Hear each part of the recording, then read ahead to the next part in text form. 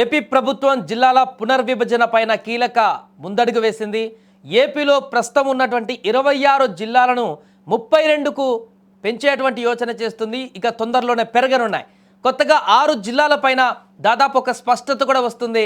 ప్రతిపాదిత కొత్త జిల్లాలుగా పలాస, అమరావతి, మార్కాపురం, గూడూరు, మదనపల్లె, రాజంపేట మారనున్నట్లుగా తెలిసింది.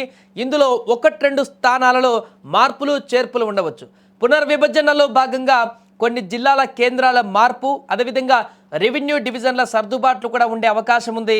ఇక రాజధాని అమరావతిని ప్రత్యేక జిల్లాగా ఖరారు చేసే అవకాశం కనిపిస్తుంది.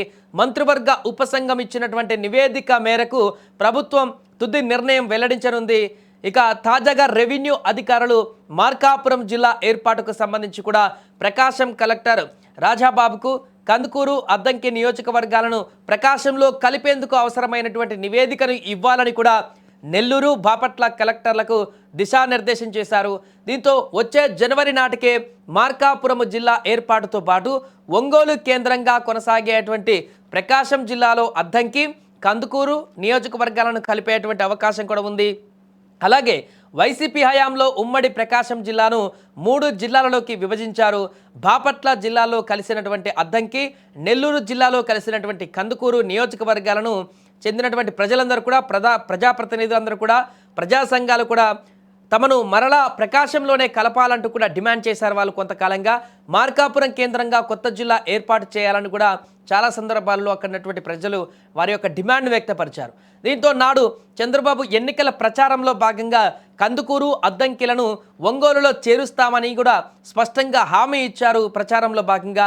కాగా వచ్చేటువంటి జనవరిలో జిల్లాల పునర్వ్యవస్థీకరణలో అంశం ఒక కొలికి వచ్చేటువంటి అవకాశం కనిపిస్తుంది. ఏదేమైనా కూడా పాలనా వికేంద్రీకరణలో భాగంగా జిల్లాల ఏర్పాటు అనేది ప్రజలకు మరింతగా అడ్మినిస్ట్రేషన్ అంటే పూర్తిగా ప్రజలకు అందుబాటులోకి అధికార వ్యవస్థలన్నీ కూడా ఉండేటువంటి విధంగా జిల్లా కేంద్రాలు పెరగనున్నాయి. 26 కాస్త 32కు చేరేటువంటి సౌలభ్యాన్ని కూడా తీసుకువస్తుంది. దీంతో ఈజీగా అడ్మినిస్ట్రేషన్ అనేది ప్రజలకు సౌలభ్యంగా ఉండేటువంటి అవకాశం కూడా ఉండనుంది. మరొక వైపు అమరావతి, రాజధాని అమరావతికి ప్రత్యేకమైనటువంటి జిల్లా కేంద్రంగా ఏర్పాటు చేయడం ద్వారా అక్కడ రెవెన్యూకు సంబంధించినటువంటి ఆఫీసెస్ కానీ, జిల్లాకు సంబంధించినటువంటి డెవలప్మెంట్తో పాటుగా అమరావతి రాజధాని అభివృద్ధికి కూడా ఒక ప్రత్యేక ప్రతిపత్తి కలిగేటువంటి అవకాశం కనిపిస్తుంది. ఏదేమైనా కూడా ఆంధ్రప్రదేశ్ ప్రభుత్వం తీసుకుంటున్నటువంటి ఈ నిర్ణయం ఇప్పుడు చర్చనీయాంశంగా మారింది. జిల్లాల పునర్విభజనకు సంబంధించి ఎలాంటి నిర్ణయాలు తీసుకుంటారు, ఎన్ని జిల్లాలు చేస్తారనేటువంటి అనేక అంశాలు కొంతకాలంగా చర్చకు వచ్చిన సందర్భంలో ఇప్పుడు ఎట్టకేలకు ప్రభుత్వం అయితే ఒక నిర్ణయం తీసుకున్నట్టుగా చెప్పవచ్చు.